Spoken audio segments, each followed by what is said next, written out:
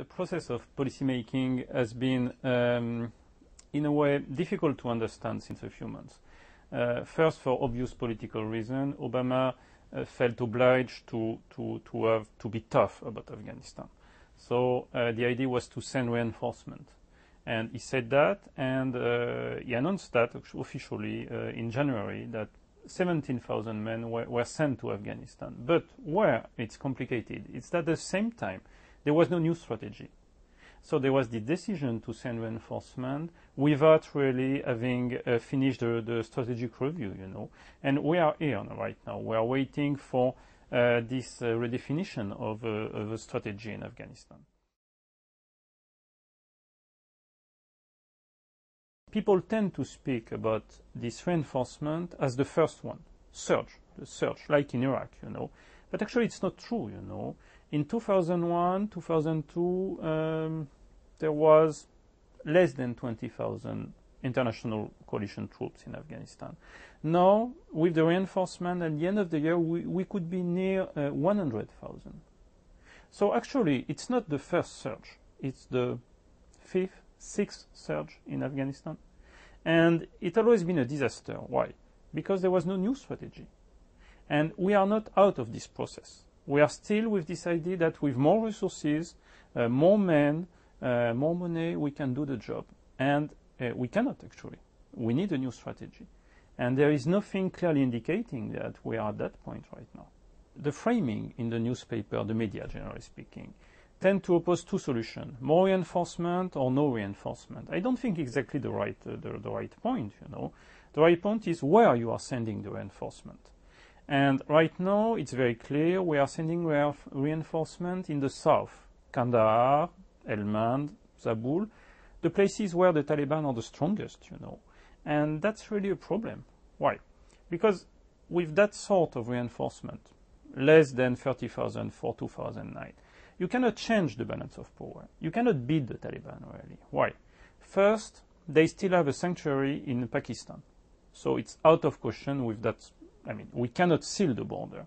That's basic point, you know. The second point is that if we want to do counterinsurgency, real counterinsurgency, we have to secure the population in the villages.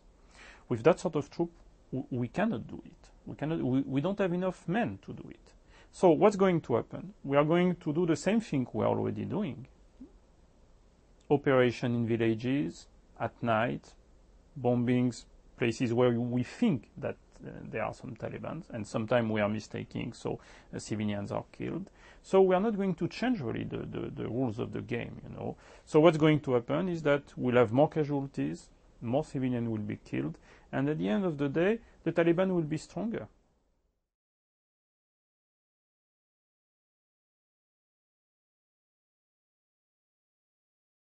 A lot of people are speaking about moderate Taliban, the need to speak with moderate Taliban. And I think here we have two major problems. First, there is no name. When you ask people who are the moderate Taliban, they don't give you a name. They just don't know, you know. And I think that's a major problem. You don't know with whom you are going to negotiate. Why? Because actually all this idea is based on wrong data. Wrong understanding of what are the Taliban. The Taliban are not some kind of loose groups working more or less together. It's a real organization, you know. They have a real strategy. They are surrounding Kabul now. They are going north. They are expanding the insurgency. And how do you want to split this kind of organization? Precisely at the moment where they are thinking they are winning the war, you know.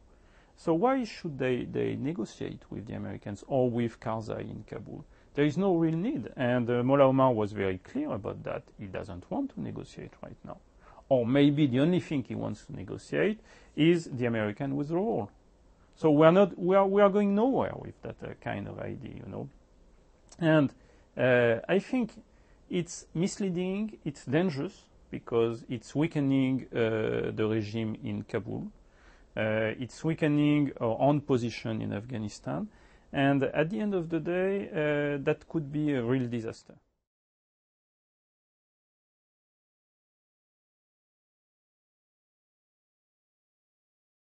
Karzai is right now in a very weak position. But the thing is that we are weakening Karzai, criticizing him, and not only Karzai, but the Afghan regime itself. It's not really about Karzai. It's about our ability to deal with somebody in Kabul who is representative enough, who is strong enough to build an Afghan state. And weakening Karzai, we don't have another candidate, actually. That's the point.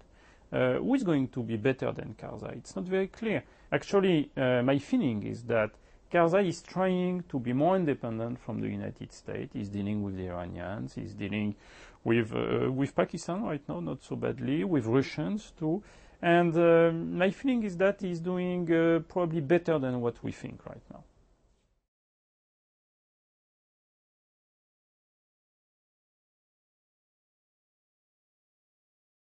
The question, the problem we've never been able to resolve is that the Taliban are connected to Al-Qaeda. They gave a sanctuary to Al-Qaeda. But our real enemy is Al-Qaeda. And when we are striking against Al-Qaeda, it's with drones, It's not from Afghanistan. Al-Qaeda is not in Afghanistan. So we are sending more and more resources in Afghanistan. The international coalition has lost more than 1,000 men since 2001. It's extremely costly. It's going to be worse in 2009. And all that to fight a movement that could potentially give a sanctuary to Al-Qaeda.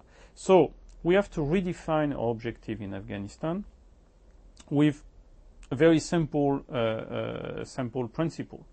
First, the fact that we are fighting in Afghanistan is not helping us to fight Al-Qaeda. Actually, it's just the contrary. The more we are fighting in Afghanistan, the more the spirit of jihad, of holy war, is there, not only in Afghanistan, but also in Pakistan. So we have to withdraw slowly. We have to have a state in Kabul that is strong enough to survive over the whole. And we have to concentrate, to focus on Al-Qaeda and no more on the Taliban. We have to fight the real threat. What strikes me is that Al-Qaeda is no more in Afghanistan. In Afghanistan, we are fighting a local movement. So I think we should redirect our forces to fight against Al-Qaeda and not the Taliban. The Taliban are taking too much resources from us. The fight is not conclusive. So we have to refocus on the real threat, and the real threat is in Pakistan and not in Afghanistan right now. So to redirect the fight against Al-Qaeda, we need to have less involvement in Afghanistan, but more with the Pakistani government. We have to work with the Pakistani government, and it will be easier if we are not fighting in Afghanistan actually. So what I suggest actually is to help the central state in Pakistan. And as you know, there are a lot of political trouble right now. The central state is weak relatively. The military is weak, They have problem taking control of the periphery of the country. So we have to help the Pakistani state. And it will be easier if we are not fighting in Afghanistan.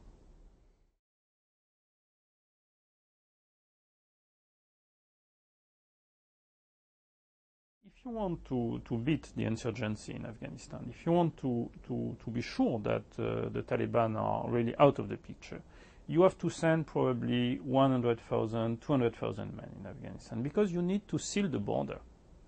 And that's, honestly, nobody's going to do that in the next 2 or 3 years.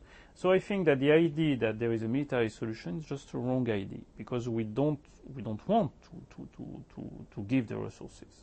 So actually, if we don't have enough resources to beat the Taliban, what can we do actually? I think probably one place where we can make a difference is Kabul. Kabul and around Kabul. Right now the situation is extremely difficult around Kabul. 60, 70 kilometers outside of Kabul, you are in Taliban land actually. That's unacceptable if you want to build some kind of relatively stable Afghan state. So to send a reinforcement to the south is certainly not a good idea, because it's not going to make a difference. But to send reinforcement around Kabul, to be sure that this area is stable, that we can rebuild some kind of Afghan state there, it makes sense. And on the long run, we can give these places, Kabul and around Kabul, to the Afghan National Army and move to other places or withdraw, And I think this difference in where you want to put your resources, it's fundamental point, You're sending troops south, you're watering the desert, actually. You're doing nothing. You're sending your troops to Kabul, probably you can help to build some Afghan state, and the Afghan state is a key to our own withdrawal from Afghanistan.